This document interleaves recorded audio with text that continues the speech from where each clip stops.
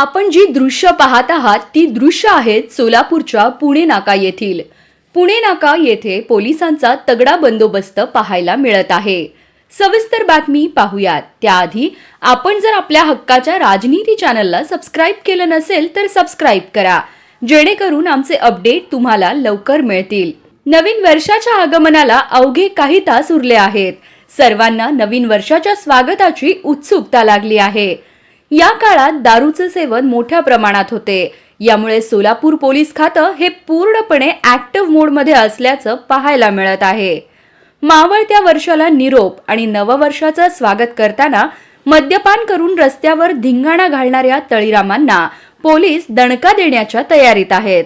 सोलापूरच्या पुणे नाक्यावर पोलिसांचा मोठा बंदोबस्त पाहायला मिळत आहे.